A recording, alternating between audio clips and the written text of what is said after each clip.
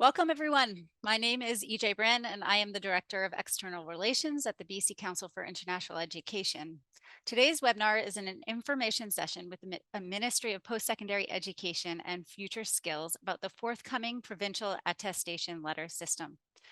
Information regarding individual institution allocations will not be provided during this session, and there will not be any time for Q&A. However, if you do have questions, you may submit them in the Q&A box, and we will bring them to the webinar we are hosting tomorrow at 1 p.m., where the ministry will be answering questions. For more information on that webinar, please be sure to check out our website. That is also where you can register for it. Before introducing the speakers, I would like to acknowledge that BCCIE is located on the unceded traditional territories of the Coast Salish peoples of the Musqueam, Squamish, and Tsleil-Waututh nations. I do this land acknowledgement to affirm both BCCIE and my own commitment to reconciliation.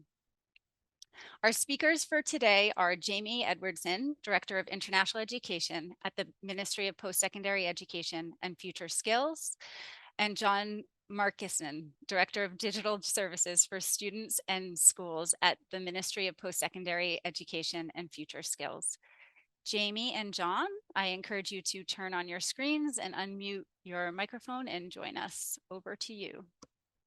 Okay, thanks very much, EJ, and good afternoon, everybody. As EJ said, my name is Jamie Edwardson. I'm the Director of International Education here at the Ministry of Post-Secondary Education and Future Skills. My colleague John Markison is the guy who's been leading the team building the Provincial Attestation Letter system, and this is the system that we've developed for institutions to request provincial attestation letters in accordance with the new federal system that has been put in place, the requirements of the federal system. Now, I know there are you'll all have a number of questions, and so hopefully we'll be able to address some of them through the information we're going to provide here today, as well as then start to answer some of them tomorrow afternoon. I hope that you'll find that this initial piece of information is at least an update on where we're at, and more information will be coming out over the coming days, weeks, and months as we move through this new system. I'll just do a couple of quick slides just to give you an overview of the of what we're working on here and give you a sense of the context, and then John will walk through and show you what the actual system will look like. And again, this is the system that you will be using to request provincial attestation letters on behalf of students that you're proposed to enroll and support their summer permit application. So just let me go to slides here. All right. So just to sort of level set for a moment, the current process in BC, of course, is that provincial government oversees both public and private institutions through funding and the regulation of private institutions and approval of private degree programs. We have the BC Education Quality Assurance designation, and this is the designation that authorizes public and private institutions to receive international students. It's how you get on the designated learning institution list. And of course, currently, the process for international students has been, up till now, that institutions obtain BC EQA designation. You're identified as a designated learning institution with the federal government. Your students apply to your institutions for their education programs, and on acceptance, your students will apply to IRCC for study permit. On January 22nd, of course, the federal government announced the changes that it was making to implement a new cap on study permit applications that are coming in and the approvals that come out the other end. Going forward, this year they will accept about 606,000 study permit applications to be processed. That is expected, based on historical approval rates, to result in about 360,000 new study permit approvals. That represents a Canada-wide reduction of about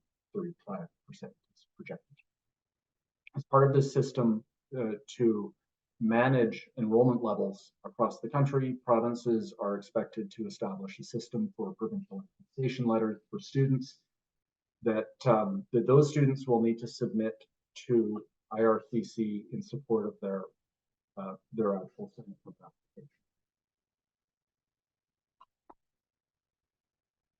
So what have we been doing since that time? We've had a couple of responsibilities. One is to determine the allocation of study permits to both public and private institutions. That work is ongoing, and there will be more information on that in the future.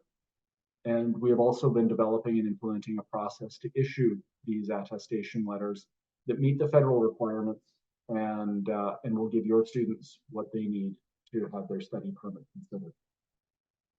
The deadline that the federal government has established is March 31st, and we are working to come in advance of that deadline. We also, I should note, announced some planned education quality improvements. This was an announcement made by former Minister Selena Robinson on January 29th. And those are some of the measures that we're going to be taking to make sure that international students continue to receive a high quality education in British Columbia, that we continue to reinforce the value of quality for our education sector, and that we're delivering on the promise of a quality education for students that come. So there's, I think, a lot of questions, and obviously we've been working to fully understand the federal system and talking with IRCC a lot. It's helpful to know that when the allocation of study permits, when it comes, will exclude students that are currently or designated as exempt from the cap that the federal government has set, that we will be really focused on just those students that require a provincial attestation letter in order to support their application. If a student is in a graduate degree program, or if they are in a program that's under 6 months and they don't require a study permit, they also will not require a PAL. If they're a graduate degree student, they do not require a provincial attestation letter. They are not requiring an attestation letter to support their application. There is work is underway, as we're going to show you now, on an automated process to issue the letters of attestation. This will be a process that institutions yourselves undertake. It does not require the student to request the letter. And our system will be generating a signed and unique letter for the institution to provide to the applicant.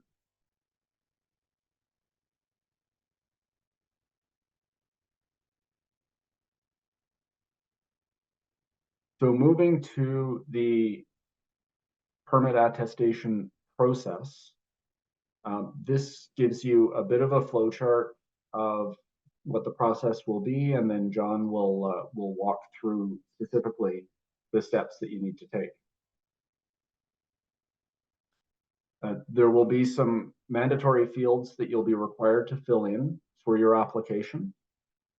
That information is provided on the left of the screen there. The process will be fairly straightforward, we hope. You'll log in to the portal.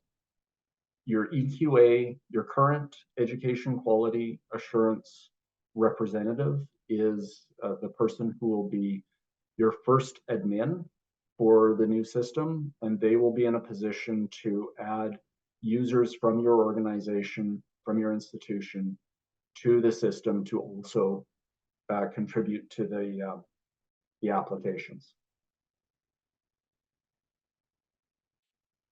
So you log in, you'll enter the mandatory fields, the information into the fields, and hit submit. Our system will check whether your new request for an attestation letter falls within your eligible cap. If it doesn't, if you've exceeded your allocation, the system will decline your request. It'll save the information for later as a draft, but it will decline to issue an attestation letter. If you're inside, underneath the cap, it will record your information and you will be able to download an attestation for that student. That attestation will be unique to the student, the applicant, and it will remove one item from your allocation. And it's important that every institution understand this very clearly, that once you have issued an allocation, or once you've issued an attestation letter, that is removed from your limit. And there is no adding back in later. IRCC is going to be tracking the receipt of these attestation letters, and they are counting against the provincial cap each one of those attestation letters that they receive.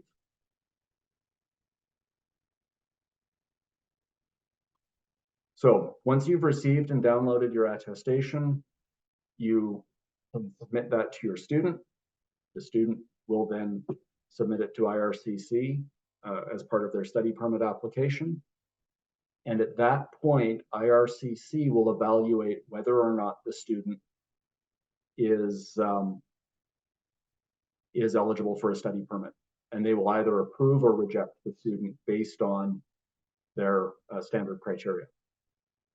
So it is important to understand that once that provincial attestation letter reaches IRCC, they are counting one against the province of British Columbia,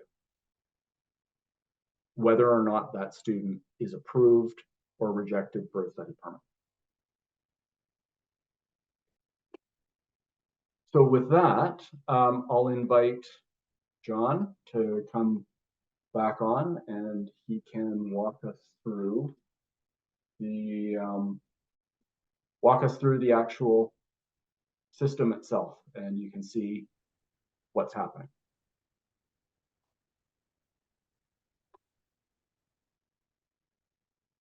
Alrighty, I'm just going to rearrange here, and you should be able to see my screen. Can somebody confirm that you can just see my screen? Yes. Yeah, it's good. Alrighty. So I'm going to walk through essentially how to get access to the system and how to generate a PAL, which is the Provincial Attestation Letter. You may hear us, and you've already heard us refer to a couple of different types of admins. The login authorization for the system uses your BCCIE. As part of your current EQA system, each of your organizations has a BCCIE organization account. And so the first thing that everybody needs to have in order to access the system is all of your employees that are going to access the system, you need to issue them a BCCIE if you haven't already. Once they've issued the BCCIE, and each of your organizations should have someone identified within it who manages your BCCIE org account. We don't have access to that information. And so I would encourage you all between now and when the system launches to identify who that is and begin to add, because you can issue the BCCIEs right now to your employees that you are going to have in the system issuing attestations. Once they have their BCCIE, they can come here and they can hit the login on the institution button. They will, of course, be prompted to enter their username and password. The first time that they do this, when they enter their username and password and hit continue, it will just log them into the system as a guest and tell them that they have no access. And so it will bounce them back to that login screen with an identifier that they should contact their EQA or their admin person to actually set them up within the actual system. And so the first time they will log in, they will get that prompt, and then your admin person for the system will have to come in and set them as a user. And what that looks like is and I'm in the test system as an admin now. Your admin person can click the staff button, and then they will see this screen, and they will be able to adjust people. They will show up initially as a guest, and then they can just click them over to a user, let them know, and then they can come back and log in, and then they will come back and see this landing screen when they log in. So it's a very simple system with regards to functionality right now. When you come in, you'll see a list of all of your attestations. It will be blank. This will be a blank screen the first time you come in. You will be able to see what your active cap is up here. You'll be able to see what it is. You'll also be able to see how many attestations you've issued and how many you have remaining, right? You can also click the header and get it in a little bit of a bigger format if you want. So once you're here, basically what you can do is you can see attestations. You can open attestations to see what's been issued once you've issued them. And you can also download attestations with this button here. I'm going to show you how to actually add a new attestation. So you come up and you click this new attestation button. It will open the screen. In general, this screen, anything with an asterisk is a required field. You have to select a program to start. Student number, this is just a free text field. You can enter whatever you want in there. Both the student number and the travel document number at this point are only used for searching and verifying and for you to find your attestations. We have some plans potentially to use them for additional functionality with regards to identifying duplicate provincial attestations and hopefully interacting with the federal government around what they have received. But right now, they really are informational only. And you can leave them blank if your institution chooses not to use them right now. I'm just going to go through and enter some of the names. First name, last name, both are required fields. What we recommend for a policy for students with a single name is to enter their single name in the last name field, and then either enter, we understand that some institutions use an apostrophe or a comma. Either way, you can enter in whichever you need. Address 1 is also a required field.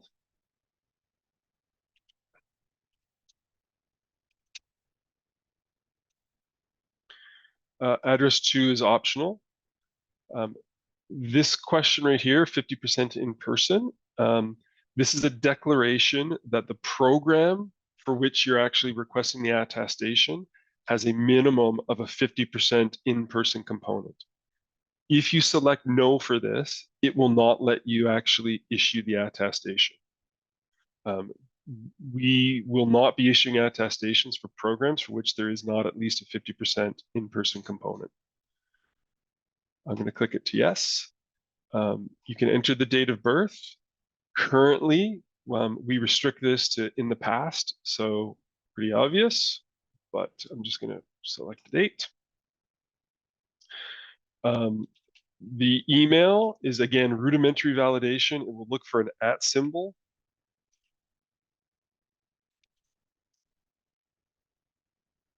The city is a completely free text field, so you can enter whatever you require. Postal code, again, free text field. Province or state. The country search, this is an autocomplete, so you can start typing the country name and then select it. And then lastly, the expiry date. Currently, when the system launches, the expiry date will be set to the last day of the federal period, which in this case is January 21, 2025. So right now, you cannot alter that date. All PALs are going to be issued with that common expiry date. At this point, you can save the draft. and it will take a minute because it's on a video call. And now you can see that it showed up at the list. This is the draft that we were just working on. So at this point, you can see that it has not altered the counts.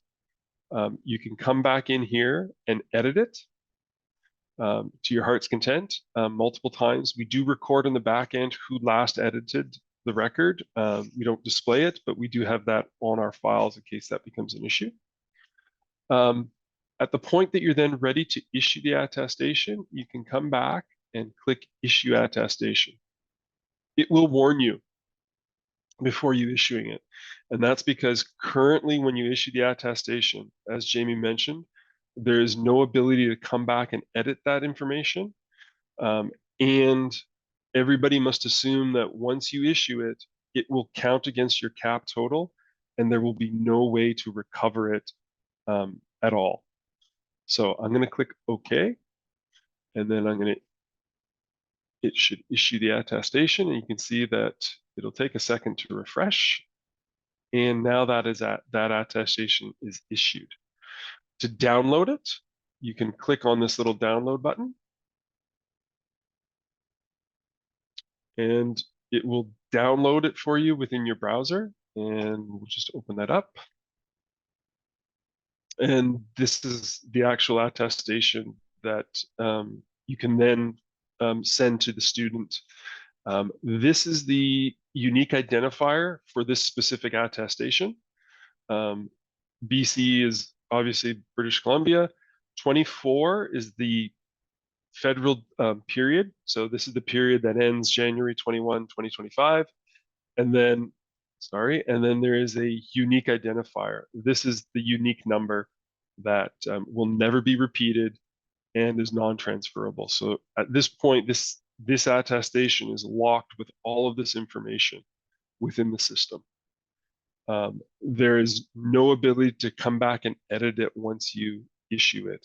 And I know this is going to sound like a broken record, but given the early launch, we strongly encourage from your business process perspective to put in as many checks as you can and be very sure when you hit that issue button that you have it correct.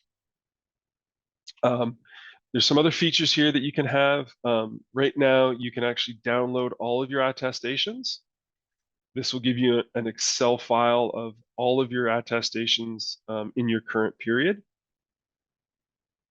There's also searching. You can search by student number. You can also search by any of the actual fields that you see in here, right? Including travel ID, whatever you want, you can try and find those attestations that have been issued. I will say currently the status is only issued and draft. We would anticipate as we develop the process more, we may be able to expand that. But for the initial launch, it's going to be a fairly simple draft or issued. That really is the core of the system. When people log in as general users, they will only see the new attestation and the attestations. The administrative user will also have access to the institution caps, where they'll be able to see the actual, full record, if they so desire. The admin user will also be able to see the account information that we have on file and the staff. But for the general users, they will only see the attestations and be able to issue a new attestation. This is very, very close to what we anticipate launching with. And really, that's the extent of the system right now.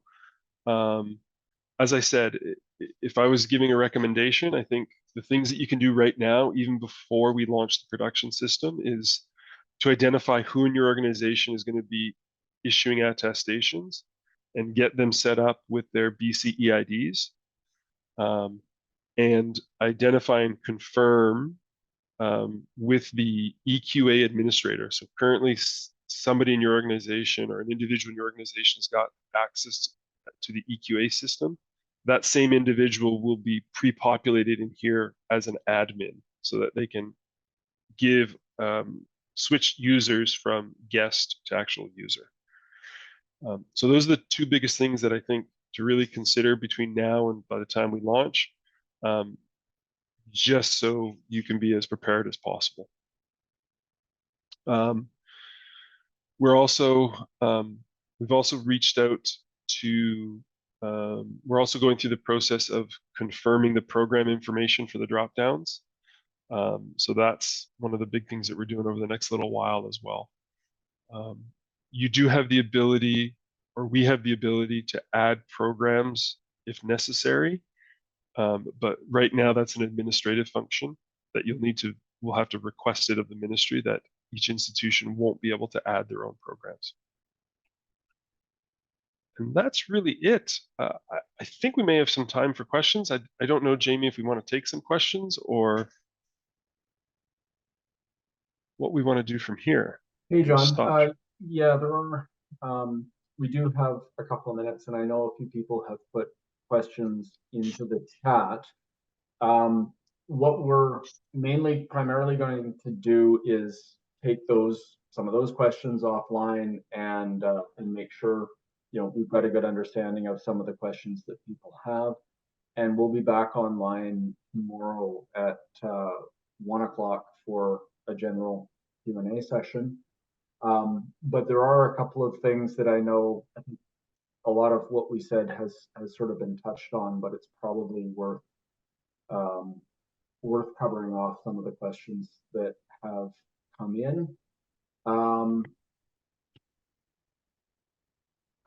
So some of the questions are around sort of what information do we put into those boxes and just making sure it's clear.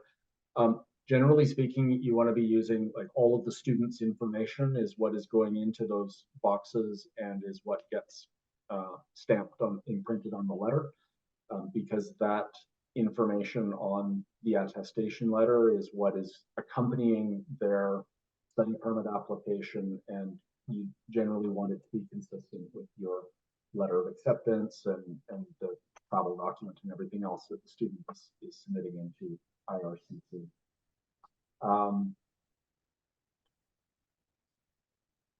Just taking a quick scroll through a lot of these questions. I think we can certainly cover off again. At this point, I know there's a lot of questions out there from people who are wanting to know more about the cap and the allocation for their individual institution and that sort of thing. We don't at this time have information on that, but it is expected to be coming out in the next little while. I don't have a date for you, unfortunately, but we will be informing institutions certainly as soon as possible, and we're working to make things ready for the launch. You will have information prior to the launch date, and so, like I say, hopefully information will be able to come out in the near future. As John said, I think the best thing over the next little while is to make sure you know your EQA contact, that person understands that what their role will be in the system, and that BCCIEs have been set up for the people in your organization, and that generally is a process through your organization itself, your institution, to make sure that the people who need access to the system will be ready when it's there. I think, AJ, if it's okay with you guys, we'll allow the system to gather some more questions for us and take those offline and then come back tomorrow and be in a position to answer any questions that come up. That sounds good. Thank you, Jamie and John. As Jamie mentioned, what we'll do is we'll just leave the Q&A up and we'll all go off screen, and we'll leave it up for the next about 5 minutes or so. So feel free to add in any questions that you have coming from this webinar. And then tomorrow, again, it'll be at 1 p.m. Please go to our website to register for that session. Jamie and John will be back to answer some of the questions in the follow-up tomorrow. So thank you again, Jamie and John, and to everybody. Have a great afternoon and see you tomorrow. Thanks, EJ. Thanks.